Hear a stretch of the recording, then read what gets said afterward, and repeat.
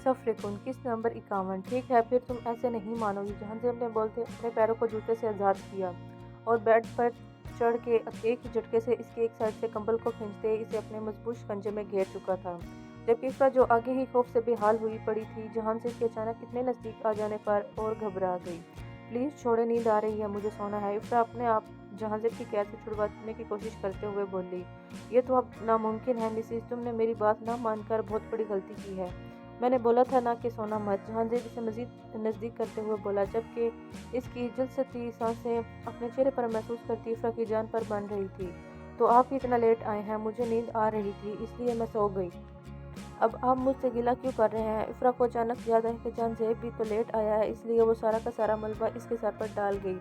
मैं लेट आऊँ या जल्दी, तुम मेरी बीवी हो, तुम्हारा फ़र्ज़ है कि तुम मेरी हर बात मानो, और जब तक मैं कमरे में ना आ जाऊँ तब तक तुम सो मत। लेकिन यहाँ तो उल्टा ही हुआ है।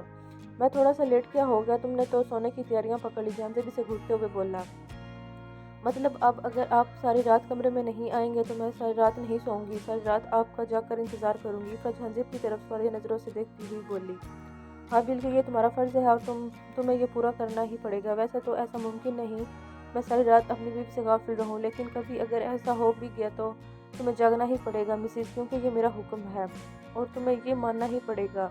और अगर तुमने ना माना तो जहांज़ेब बोलते ही एकदम से इस पर हावी हुआ था, जबकि इफ़रा ने सख्ती से आंखें मीच ली थी। तो मैं तुम्हारे साथ बहुत बुरा करूंगा जिसका तुमने सोचा भी नहीं अभी तक। जहांज़ेब इसके कपकपाते लबों पर नजरें जमाता हुआ बोला और अगले ही पल इन पर झुक गया, जबकि इफ़रा बेड की चादर को जोर से अपनी मुट्ठियों में जकड़ चुकी थी। सांसों की मुंतकिली का दौरानिया बढ़ने लगा तो इफ़रा ने जहांज़ेब के सीने पर दोनों हाथ रखकर इसे पीछे करने की कोशिश की, मगर वो ज़रा सा भी नहीं हिला। कुछ देर बाद जहांज़ेब इसके होंठों को आज़ादी बख्शता पीछे हटा और इसका चेहरा देखने लगा, जो लंबे लंबे सांस लेती अपनी सांसें बहाल करने की कोशिश कर रही थी। जहांज़ेब इसके कान में सरगोशी करता है इस पर झुका और झुकता चला गया, जबकि इफ़रा भी अपने शौहर अपनी मोहब्बत की दस्तरस में सुकून से आंखें मूंद गई थी। इस वक्त सब नाश्ते के टेबल पर मौजूद थे जब इफ़रा की खाला समरा बेगम को मुखातिब किया।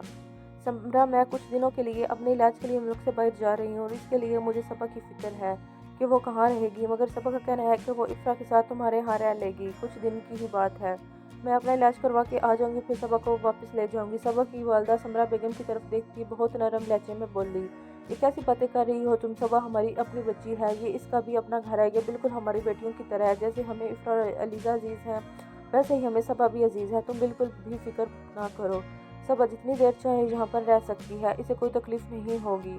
तुम आराम से अपना इलाज करवा कर मुतमईन होकर आओ। जवाब समरा बेगम के बजाय भी जान ने दिया था। हाँ ठीक कह रही है भी जान, आप जितनी देर चाहें इतनी देर सबा को यहाँ छोड़ सकती हैं, इसे हम यहाँ कोई तकलीफ नहीं होने देंगे। आप बस जाकर अपने अच्छे से इलाज करवाएं। इसके बाद आलम साहब सबा की वालदा की तरफ देखते हुए बोले, जी ठीक है भाई साहब। वो बोलती मुस्कुरा दी, जबकि दूसरी तरफ अलीज़ा को ये बात बिल्कुल भी पसंद नहीं आई थी कि सबा इनके ही घर में रहेगी, क्योंकि शुरू दिन से ही इसे सबा कुछ ठीक नहीं लगती थी। अलीज़ा इस सोच में डूबी, ये भूल ही गई थी कि इसने हाथ में फोक पकड़ा हुआ है जिसमें आमलेट मौजूद था। जबकि मुकदम ने अलीज़ा की तरफ देखा जो पता नहीं कौन सी सोचों में डूबी हुई थी, मगर हाथ में पकड़ा आमलेट खा ही नहीं रही थी। मुकदम की आंखों में शरारत चमकी, इसने अलीज़ा का वही हाथ पकड़कर अपने मुंह के करीब किया और वो आमलेट अपने मुंह में डाल दिया। अलीज़ा मुंह खोले हैरत से मुकदम की तरफ देख रही थी कि इसने ये क्या किया है। इसे तो यही समझ नहीं आई, जबकि खुद की तरफ मुसलसल अलीज़ा को देखता पाकर मुकदम ने अपने आगे से आमलेट का पीस फोक की मदद से उठाया और ज़बरदस्ती अलीज़ा का मुंह खोलते इसके मुंह में डाल दिया। और ये हरकत इसने इतनी अचानक और इतनी तेज़ी से की थी कि कोई भी इसे देख ना सका, जबकि अलीज़ा हकी बकी अभी भी मुकदम को ही देख रही थी। बेगम खा लो इसे, ना कि ये काम भी मैं ही कर अंजाम दूँ। मुकदम झुकते इसके कान में सरगोशी नुमा आवाज़ में बोला, तो अलीज़ा ने फ़ौरन इसे निकलना चाहा जो इसके गले में अटक गया था, जिससे इसे शदीद खांसी आना शुरू हो गई थी। इसे खांसता देखकर मुकदम ने फ़ौरन से पहले पास पड़ा पानी का गिलास इसके लबों से लगाया था, जबकि 2 घूंट पानी पीने के बाद भी इसकी खांसी कम होने का नाम ही नहीं ले रही थी। और वहाँ मौजूद तमाम अफराद आप परेशानी के आलम में अलीज़ा की तरफ देख रहे थे। क्या हो गया है बच्चा, तुम्हारी तबीयत तो ठीक है? भी जान फिक्रमंदी से बोली। मुकदम अपनी कुर्सी से उठा और अलीज़ा की कमर सहलाने लगा। इसके ऐसे खांसने पर तो वो भी परेशान हो गया था।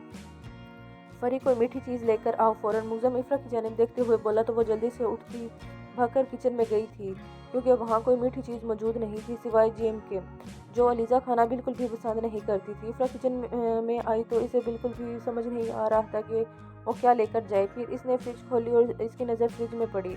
एक चॉकलेट पर गई। इसने फ़ौरन से पहले वो चॉकलेट निकाली और दोबारा भागती हुई मुग्ज़म के पास गई और इसके आगे चॉकलेट की, जो पकड़ते फ़ौरन मुग्ज़म ने चॉकलेट पैकेट में से निकाली और थोड़ी सी अलीज़ा की जानिब बढ़ाई। मेरी जान, थोड़ी सी ये खा लो, ठीक हो जाएगा। मुग्ज़म इसे प्यार से बोलता इसके मुंह में चॉकलेट डालने लगा, जबकि इसे इस चीज़ की कोई परवाह नहीं थी कि इसके सामने कोई और भी अफराद बैठे हैं, इसको ही देख रहे हैं। इसे सिर्फ अपनी बीवी की परवाह थी, अपनी मोहब्बत की परवाह थी, जो इसके वक्त शदीद खांसी की तकलीफ गुजर रही थी। थोड़ी बहुत चॉकलेट खाने के बाद अलीज़ा की खांसी काफ़ी हद तक कंट्रोल हो गई थी, जबकि खांसने की वजह से इसकी आंखों में पानी जमा हो गया था और आंखें लाल अंगारा बन चुकी थी और चेहरा भी सुर्ख हो चुका था। कुछ बेहतर हुआ। मुग्ज़म झुके इसकी आंखों में आई नमी को अपने हाथों से साफ करते हुए बोला। तो अलीज़ा ने आहिस्ता से हाँ में सार हिलाया, जबकि मुग्ज़म की इस कदर फिक्रमंदी पर सब ने अपनी मुस्कुराहट दबाई थी, क्योंकि वो कुछ ज़्यादा ही पॉसेसिव हो था अलीज़ा के मामले में, और यही फिक्रमंदी सबा की आंखों में किसी कांच की तरह चुभ रही थी। ठीक हो बच्चे, आलिम साहब अलीज़ा की जानिब देखते हुए बोले। तो अलीज़ा ने मुस्कुराकर हाँ में सार हिला दिया, जबकि इसे अपने गले में शदीद जलन का एहसास हो रहा था। फरी, हम रूम में जा रहे हैं, कुछ हल्का फुल्का सा बनवा कर लाओ अपनी भाभी के लिए। मुग्ज़म इफ़रा की तरफ देखते हुए बोला। जी भाई ठीक है, आप जाइए, भाभी को लेकर मैं बनवा कर लाती हूँ। कुछ इफ़रा ने मुस्कुराकर जवाब दिया। तो मुग्ज़म भी हाँ में सर हिलाता अलीज़ा को साथ के अपने कमरे की जानिब चल दिया। मिसिस, अपने शोहर के लिए भी कुछ बना दो। जहांज़ेब इफ़रा की तरफ देखते शरारत भरे लहजे में बोला। क्यों, आपसे ये नाश्ता नहीं खाया जा रहा क्या? इफ़रा एक नज़र सब की तरफ देखती हुई बोली, जो अपना अपना नाश्ता करने में मसरूफ़ थे। अगर आपने अब तक मेरे चैनल को सब्सक्राइब नहीं किया तो मेरे चैनल को सब्सक्राइब करें, लाइक करें, शेयर करें और बेल आइकन को दबाएं। और जो लोग मेरी वीडियो देखते हैं उनका बहुत थैंक यू, शुक्रिया। अल्लाह हाफिज़।